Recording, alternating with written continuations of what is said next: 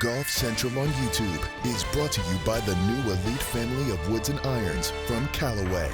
Coming up, we're going to break down one of the most remarkable and cathartic Masters in recent memory, as Rory McIlroy had to overcome not only the field, but his own demons as well, whether manifested in the form of a putter or a wedge. He admitted his biggest competition was himself.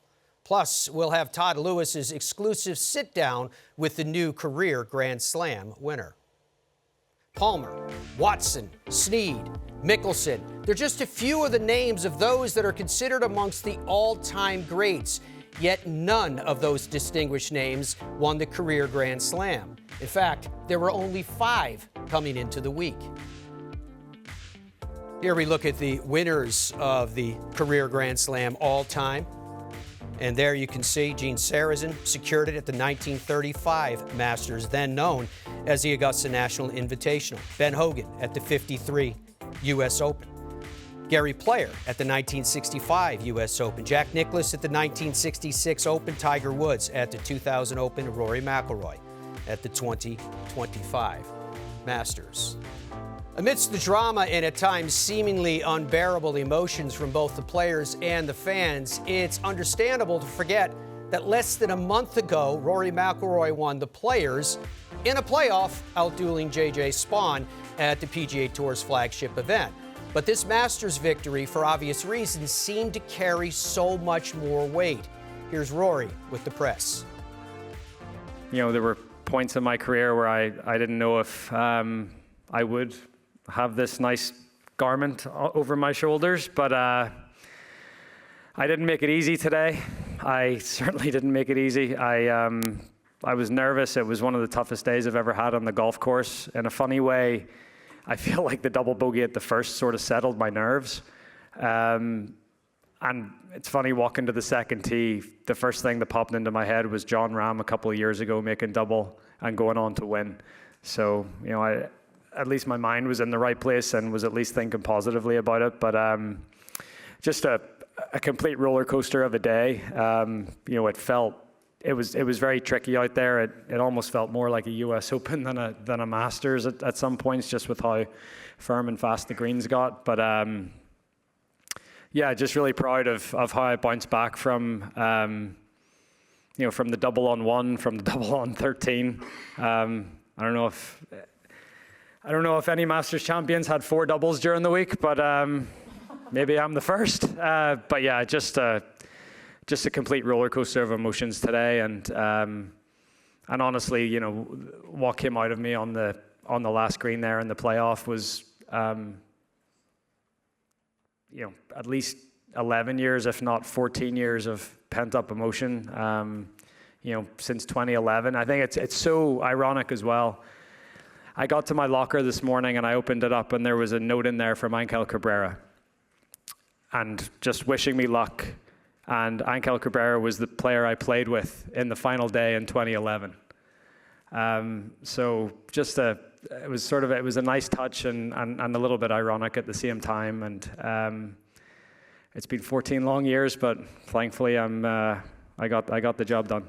Just expanding on that, and now you've done it, can you expand on the level of difficulty or torture or what it's been like coming back here every year, people speaking about you winning it, not doing it, and I suppose you probably couldn't say things at the time that you thought. How difficult was that in reality?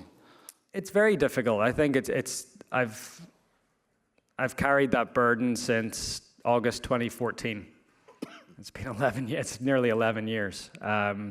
And not just about winning my next major, but the career Grand Slam, you know, trying to join a group of 5 players to do it. You know, watching a lot of my peers get green jackets in the process.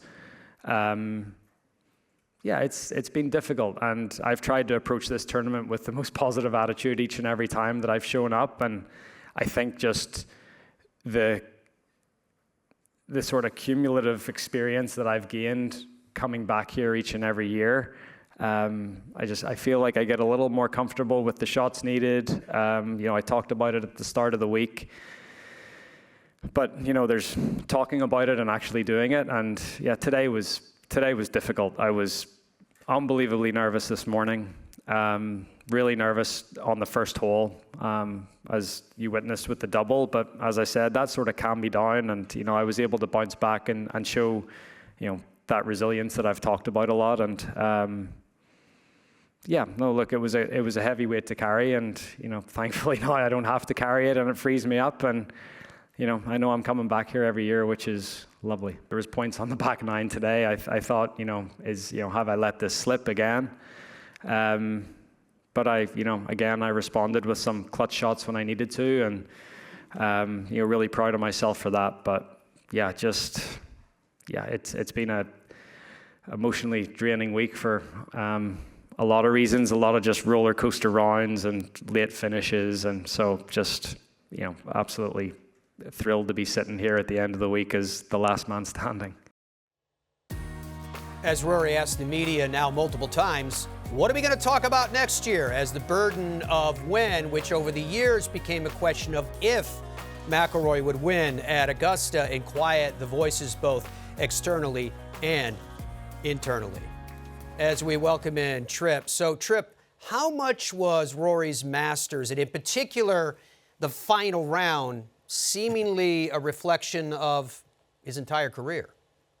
Yeah, it's a microcosm of it. It really, the whole week, and then especially the last round, because Rory's career has been a roller coaster. I mean, someone with his immense talent and what he could do, when we saw it early in his career, winning majors by 8 shots. He won a U.S. Open by 8 shots, clearing the best field in golf by 8 shots at Congressional. Then at Kiowa at the PGA, winning by 8 shots. You're like, this guy has the Tiger-ish effect. He can dominate. He is so much better than everybody else when he's on flight.